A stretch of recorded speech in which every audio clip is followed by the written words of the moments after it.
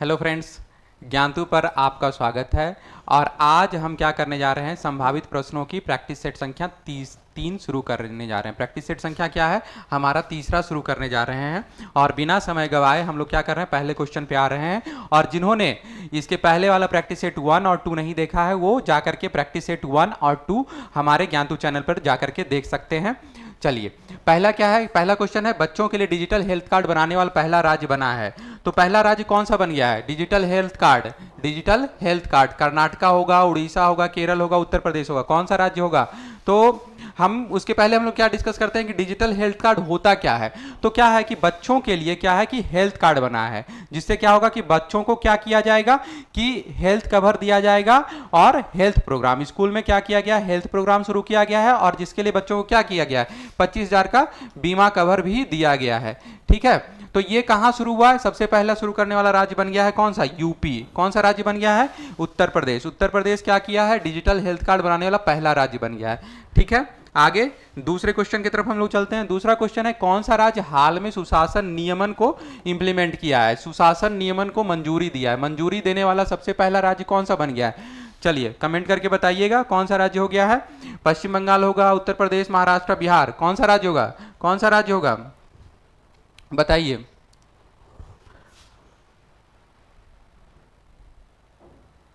तो हमारा आंसर हो जाएगा क्या, महाराष्ट्र। महाराष्ट्र हो जाएगा क्या चीज कि सुशासन को डेवलपमेंट को लागू करने वाला पहला राज्य बन गया। तो सुशासन का डेवलपमेंट, वर्ल्ड बैंक रिपोर्ट क्या बोल रहा है, 1992 में सुशासन के लिए, गुड गवर्नेंस के लिए क्या किया है, परिभाषा दिया गया है कि जिस तरह से विकास के लिए किसी देश के आर्थिक एवं सामाजिक संसाधनों के प्रबंधन में शक्ति का प्रयोग करना है। ठीक है, तो इसमें क्या क्या है, कुछ कुछ पॉइंट हम लोग जान लेते हैं कि भाग लेना है, पार्टिसिपेशन है, कानून का शासन है, रूल ऑफ लॉ है, ट्रांसपेरेंसी है, पारदर्शिता लाना है, जवाबदेही लाना है, अकाउंटेबिलिटी लाना है, कंसेंसस ओरिएंटेशन लाना है। ये सारा चीज हम लोग क्या करते हैं, इसमें देखते हैं क्या, गुड गवर्नेंस के राज्य सुशासन नियमन में। ठीक है, चलिए आगे बढ़ते हैं हम लोग कि हाल ही में चर्चा रहा जूना खटिया गांव। कौन सा गांव, जूना खटिया गांव। क्या क्या किया गया है, जूना खटिया गांव क्यों फेमस रहा है, जूना खटिया गांव क्यों फेमस रहा है और इसका संबंध किस राज्य से है। तो जूना खटिया गांव का संबंध किस राज्य से, ये देखना है। क्यों, किस राज्य से है, जूना खटिया गांव कहाँ है, सबसे पहले ये देखिए। राजस्थान में होगा, हरियाणा में, पंजाब में, गुजरात में, कहाँ होगा। तो गुजरात के कच्छ जिला में, गुजरात के कच्छ के लखपत से 30 किलोमीटर दूर, कहाँ से, जूनागढ़ से 30 किलोमीटर दूर है क्या, हमारा जूना खटिया गांव। जूना खटिया गांव है। और यहाँ पे क्या मिला है, उत्खनन से, उत्खनन से क्या मिला है, उत्खनन से एक ही रो में बहुत सारे क्या मिले हैं, कब्र मिले हैं जिनको दफनाया गया है एक ही साथ। क्या किया गया, सीरीज में, सीरीज में कतारों में सावधान संस्कार मिला है, रो ऑफ ग्रेव्स मिला है, row of graves, row of graves मतलब बहुत सारे लोगों को एक ही साथ क्या किया गया, रो में दफनाया गया। और इसी के साथ क्या क्या इसके साथ मिला है, मिट्टी के बर्तन मिले हैं, प्लेट मिला है, फूलदान मिला है, ये सारा चीज क्या मिला है, एक ही साथ मिला गया है। तो जूना खटिया गांव का संबंध कहां से हो गया, गुजरात से। जूना खटिया गांव का संबंध कहां से हो गया, 30 किलोमीटर दूर कहां से है, लखपत से। लखपत कच्छ जिले के लखपत से, कच्छ जिले कौन सा जिला है, कच्छ जिला के लखपत से गुजरात में जूना खटिया गांव का संबंध रहा है। चलिए ठीक है, आगे चलते हैं। चौथा क्वेश्चन, फ्रेंच ओपन 2023 के पुरुष एकल का खिताब किसने जीता है, पुरुष एकल यानी 2023 में क्या हुआ है, फ्रेंच ओपन। फ्रेंच ओपन में एकल, पुरुष एकल का पुरुष के तरफ से कौन सा जीता है, कौन जीता है, राफेल नडाल, कार्लोस अलंकार, नोवाक जोकोविक या डेनिस मेदवेदेव, कौन जीता है। तो हमारा डायरेक्ट आंसर हो जाएगा कौन सा, नोवाक जोकोविच, सी नंबर। हमारा आंसर कौन सा हो जाएगा, सी नंबर, नोवाक जोकोविच। नोवाक जोकोविच किसको हराया है, कैस्पर रूड को, कैस्पर रूड को हराया है। और इसको हराने के बाद क्या हो गया, इनका सबसे ज्यादा ग्रैंड स्लैम जीतने का रिकॉर्ड बन गया। किनका, ग्रैंड स्लैम, सबसे ज्यादा ग्रैंड स्लैम किनके नाम हो गया है, तो नोवाक जोकोविच। ये भी याद रखना है, ग्रैंड स्लैम किसके नाम हो गया, नोवाक जोकोविच के। चलिए आगे देखते हैं। वंदे भारत एक्सप्रेस ट्रेन का संचालन करने वाली एशिया की, क्या बात करने वाला है, वंदे भारत। सबसे पहले नाम क्या है, वंदे भारत एक्सप्रेस ट्रेन का संचालन करने वाली एशिया की पहली महिला लोको पायलट। दो चीज गौर करने वाला है, पहला है वंदे भारत, वंदे भारत जो बहुत ज़्यादा चर्चा में है अभी, और पहली महिला लोको पायलट। तो पहले जानते हैं कि वंदे भारत क्या है। ठीक है, वंदे भारत मौजूदा समय में जो करंट समय है, करंट सिनारियो, उस समय सबसे one of the fastest train है, one of the fastest train है, और इसकी अधिकतम स्पीड क्या जा सकती है, 180 किलोमीटर पर घंटा के हिसाब से जा सकता है, और 100 किलोमीटर का रफ्तार ये सिर्फ 54 सेकेंड में पूरा करती है। 54 सेकेंड लगेगा इसको कितना दूर का रफ्तार तय कर, मतलब 100 किलोमीटर का स्पीड तुरंत ही कितने सेकंड में पकड़ लेगा, मतलब 1 मिनट से भी कम में 54 सेकंड में ही ये कितना 100 किलोमीटर का रफ्तार पकड़ सकती है, और मैक्सिमम इसका स्पीड 180 किलोमीटर पर आवर है, किसका, वंदे भारत का। और वंदे भारत में अत्याधुनिक सुविधा दी गया है, अत्याधुनिक सुविधा दी गई है, जैसे क्या है कि जीपीएस आधारित सिस्टम है, जीपीएस आधारित सिस्टम है, इसको ट्रैक किया जा सकता है, सीसीटीवी कैमरा है, ऑटोमेटिक डोर, स्लाइडिंग डोर का फैसिलिटी है, और भी बहुत सारा चीज है। और दूसरा सबसे जानने वाला बात है कि जो नया लेटेस्ट वंदे भारत का सीरीज आ रहा है 2.0, उसमें क्या दिया गया है, कवच भी दिया गया है। कवच क्या होता है, कवच सिस्टम भी दिया गया जो कि ट्रेन को कोलाइड होने से, ट्रेन को टकराने से बचाएगा। ठीक है, 2.0 में दिया गया है। तो अब आते हैं, ये हुआ वंदे भारत का इंट्रोडक्शन। इसमें से अब कौन सा होगा, तो हमारा सुरेखा यादव का नाम है, सुरेखा यादव यानी सी नंबर, सुरेखा यादव जो है पहली महिला लोको पायलट है जो वंदे भारत एक्सप्रेस का क्या की है, संचालन की है। संचालन करने वाली पहली महिला कौन हो गई, सुरेखा यादव। आगे है चंपारण में 3 कठिया प्रथा का, चंपारण में 3 कठिया प्रथा का तात्पर्य क्या है, मतलब 3 कठिया मतलब 3 हिस्सा, 3 पार्ट, समझे, कितना पार्ट में, 3 पार्ट में। तो हम लोग क्या करते हैं 3/20 भूभाग, क्या लिखा हुआ है 3/20 भूभाग पे। तो 3/20 क्या होता है कि 1 बीघा में कितना होता है, 1 बीघा में 20 कट्ठा। ठीक है, 1 बीघा में 20 कट्ठा, तो और 20 कट्ठा के 3 कट्ठा पे, 20 के तीसरे हिस्से पे आपको क्या करना है, नील की खेती करना है।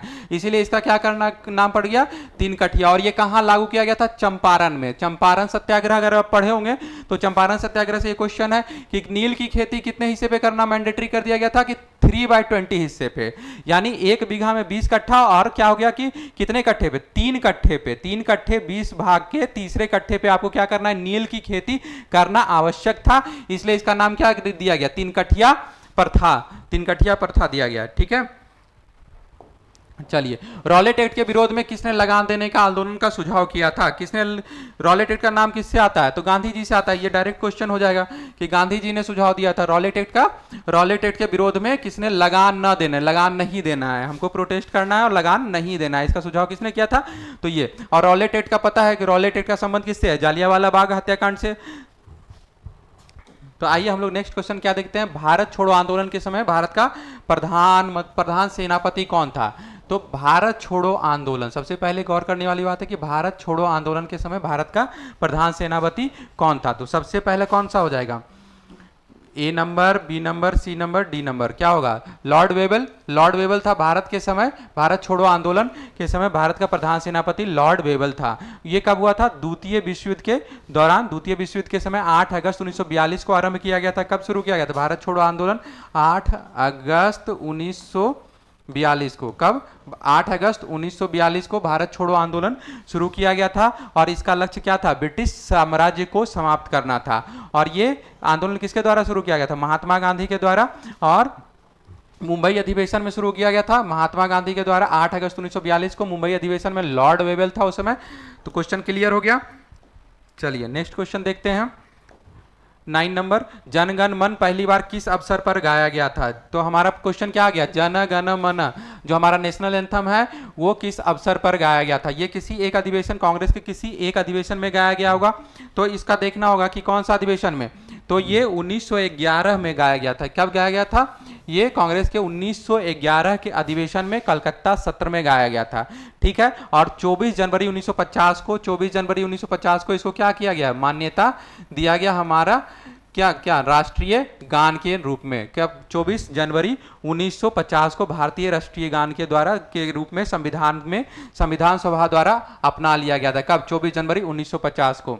और ये कब गाया गया था? भारतीय राष्ट्रीय कांग्रेस के अधिवेशन में 1911 वाले अधिवेशन में, पहला अधिवेशन 1911 वाला अधिवेशन में फर्स्ट टाइम क्या किया गया था? जन गण मन पहली बार गाया गया था। और इसके रचयिता कौन है? कमेंट सेक्शन में बताइए इसके रचयिता कौन है, जन गण मन के रचयिता कौन है। इन्होंने दो, ये जो आदमी है, ये जो पर्सन है, ये बहुत फेमस पर्सन है और इन्होंने दो देशों का नेशनल एंथम लिखा है। चलिए कमेंट सेक्शन में हमको बताइएगा। और अगला क्वेश्चन देखते हैं, 1857 के विद्रोह के समय ब्रिटिश प्रधानमंत्री कौन था? फिर उसी तरह का एक सिमिलर क्वेश्चन है कि 1857 के समय कौन था ब्रिटिश प्रधानमंत्री? ब्रिटिश प्रधानमंत्री कौन था? 1857 की क्रांति, इसको इसके बारे में पढ़ना है। 1857 की क्रांति के बारे में चर्चिल था, पामस्टन था, एटली था, ग्लेडस्टोन था। कौन था? चर्चिल था, पामस्टन था, एटली था और ग्लेडस्टोन कौन था? चलिए हमारा आंसर हो जाएगा पामस्टन। पामस्टन था कौन? 1857 के समय ब्रिटिश प्रधानमंत्री कौन था? 1857 के समय ब्रिटिश का प्रधानमंत्री पामस्टन। याद रहेगा, ये डायरेक्ट क्वेश्चन हो गया। किसने कांग्रेस को सूक्ष्मदर्शी अल्पसंख्यक जनता का प्रतिनिधि बताते हुए उसका मजाक उड़ाया था? कांग्रेस का मजाक। कांग्रेस का मजाक किसका मजाक? कांग्रेस का। और कांग्रेस का कार्यवाही पता है कि कितना मेजर इंपॉर्टेंट रोल अदा किया है भारतीय राष्ट्रीय आंदोलन में और भारत की आज़ादी के लिए। भारत की आज़ादी को दिलाने में कांग्रेस का बहुत ही ज़्यादा महत्वपूर्ण स्थान है। और इसका मजाक किसने उड़ाया था?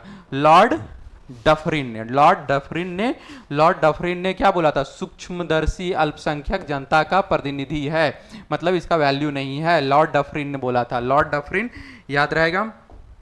चलिए, उच्चतम न्यायालय के न्यायाधीश किस प्रकार से हटाए जा सकते हैं? ये तो बहुत ही मुश्किल काम है। उच्चतम न्यायालय के न्यायाधीश को हटाना ये बहुत ही टफ काम है। क्या? उच्चतम न्यायालय के न्यायाधीश को हटाना ये संभव मतलब संभव तो है ही, बट इतना ज़्यादा आसान नहीं है। इसका संसद के दोनों सदनों द्वारा विशेष बहुमत से पारित प्रस्ताव के आधार पर ही, और वो भी कैसे? राष्ट्रपति का रिकमेंडेशन होगा। राष्ट्रपति हटा सकते हैं। कब हटाएंगे? जब संसद का दोनों सदन इसको विशेष बहुमत से पारित कर देगा। और इसके लिए महाभियोग लगाना पड़ेगा। महाभियोग लगाने के लिए लोकसभा में 100 सांसद को सपोर्ट करना होगा और राज्यसभा में 50 सदस्यों को। लोकसभा का कितना? 100। लोकसभा का 100 और राज्यसभा के 50 सदस्यों का हस्ताक्षर होगा। और वो क्या होगा? फिर दोनों सदनों का रिकमेंडेशन होगा, महाभियोग होगा, राष्ट्रपति इसको हटा सकते हैं। इसके बाद यह प्रस्ताव संसद के किसी एक सदन में पारित किया जाएगा, किसी एक सदन में पेश किया जाएगा। इसके बाद इसे राज्यसभा के चेयरमैन या लोकसभा के स्पीकर को सौंपा जाएगा, तब जाकर के इसको हटाया जा सकता है। किसको? उच्चतम न्यायालय के न्यायाधीश को हटाने का प्रोसेस। ठीक है, लोकसभा कितना सदस्य? 100 और राज्यसभा का 50। ठीक है, चलिए तो आइए देखते हैं अगला क्वेश्चन। राज्यपाल किसके प्रति उत्तरदायी होता है? प्रधानमंत्री, राष्ट्रपति, विधानसभा या संसद? तो ये डायरेक्ट क्वेश्चन है। तो डायरेक्ट क्वेश्चन का डायरेक्ट आंसर, राज्यपाल किसके प्रति उत्तरदायी होगा? राष्ट्रपति के प्रति। ठीक है, 13 नंबर क्वेश्चन हो गया। 14 नंबर क्वेश्चन पे चलते हैं। राष्ट्रीय मानवाधिकार आयोग के अध्यक्ष का कार्यकाल होता है, क्या हो गया? राष्ट्रीय मानवाधिकार आयोग के अध्यक्ष का कार्यकाल क्या हो जाएगा? क्या होगा? आंसर बताइए। 3 साल, 4 साल, 5 साल, 6 साल, कितना साल हो जाएगा? तो इसका कार्यकाल होता है 3 साल। किसका? राष्ट्रीय मानवाधिकार आयोग के अध्यक्ष का कार्यकाल होगा 3 साल या 70 वर्ष। मतलब जो पूरा पहले हो जाए, जो 70 साल अगर पूरा हो जाता है तो वो रिटायर कर जाएगा, या फिर 3 साल पूरा हो जाता है तब राष्ट्रीय मानवाधिकार आयोग के अध्यक्ष का रिटायरमेंट हो जाएगा। तो इसका प्रथम अध्यक्ष कौन थे? राष्ट्रीय मानवाधिकार के प्रथम अध्यक्ष थे रंगनाथ मिश्र। कौन नाम याद रहेगा? रंगनाथ मिश्र। और वर्तमान में 2021 से कौन है? 2021 से हमारे हैं अरुण कुमार मिश्रा। इसके अध्यक्ष कौन है? अरुण कुमार मिश्रा। 2021 से अरुण कुमार मिश्रा। और पहला कौन थे? रंगनाथ मिश्र। ठीक है, चलिए अगला क्वेश्चन देखते हैं। क्वेश्चन नंबर 15, बिहार में कितने प्रतिशत क्षेत्र में खेती की जाती है? बिहार के कितने प्रतिशत एरिया में, कितने प्रतिशत एरिया में कृषि की जाती है? तो दो बात उभर करके आती है कि कृषि योग्य भूमि कितना है और खेती कितना प्रतिशत पे होता है। ठीक है, तो सबसे पहले जान लेते हैं कि बिहार में कितने प्रतिशत क्षेत्र पर खेती की जाती है। 60% एरिया पर खेती की जाती है। ठीक है, कृषि योग्य कुल कितनी भूमि है? 93.6 लाख हेक्टेयर भूमि में 93.6 लाख हेक्टेयर भूमि अवेलेबल है कृषि योग्य, जिसमें 56 लाख हेक्टेयर पर ही हम लोग का कृषि कर रहे हैं। हम लोग कितने के एरिया पे कृषि कर रहे हैं? 56 लाख एरिया पर हेक्टेयर पे कृषि कर रहे हैं, जो 60% है। जो कुल रेशियो कितना है? 60% है, जो कि शुद्ध रूप से बिहार में इतने प्रतिशत एरिया पर खेती हो रहा है।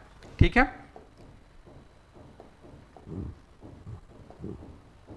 कांवर झील स्थित है। अगला क्वेश्चन क्या है? कांवर झील कहाँ स्थित है? कांवर झील, हमारा कांवर झील कहाँ स्थित है? दरभंगा जिले में, भागलपुर जिले में, बेगूसराय जिले में, मुजफ्फरपुर जिले में, कौन सा एरिया होगा? तो इसका आंसर हो जाएगा कौन सा? बेगूसराय जिला में। कहाँ? कांवर झील कहाँ स्थित है? बेगूसराय जिला में। तो कांवर झील क्यों फेमस है? सबसे पहले जानते हैं कि कांवर झील फेमस क्यों है। तो कांवर झील एशिया का सबसे बड़ा शुद्ध पानी का झील है। सबसे बड़ा क्या है? एशिया का शुद्ध पानी का झील है। कौन? कांवर झील। कांवर झील। और यहाँ पे क्या है कि यहाँ पे देसी और विदेशी दोनों तरह के पक्षी का अभयारण्य है। ये क्या है? पक्षी अभयारण्य, बर्ड सेंचुरी है। ठीक है, तो इसमें क्या है कि 59 तरह के क्या है? 59 तरह के विदेशी पक्षी और 107 तरह के देसी पक्षी रहते हैं। 107 तरह का देसी पक्षी और 59 तरह का विदेशी पक्षी रहता है। ठीक है, सबसे पहले जानते हैं कांवर झील क्यों फेमस है। ये पक्षी अभयारण्य है। उसके बाद एशिया के सबसे बड़े शुद्ध पानी की झील है। और ज्यादातर पक्षी कहाँ है? ठंडे के मौसम में देखे जाते हैं। यहाँ पे जो पक्षी सब आते हैं वो ठंडे के मौसम में आते हैं। और बेगूसराय जिला में स्थित है। और एशिया का सबसे बड़ा शुद्ध पानी का झील, 59 विदेशी और 107 देसी तरह के पक्षी यहाँ पे मिलते हैं। ठीक है, चलिए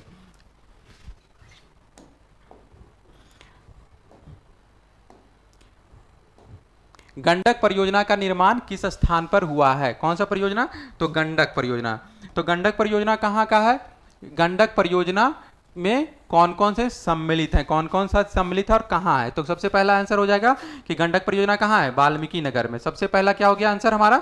वाल्मीकि नगर में। अब बात करते हैं गंडक परियोजना। तो गंडक परियोजना क्या है? बिहार और उत्तर प्रदेश की संयुक्त नदी, बिहार और उत्तर प्रदेश की संयुक्त नदी घाटी परियोजना है। और ये क्या, इसमें किसको इन्वॉल्व किया गया है?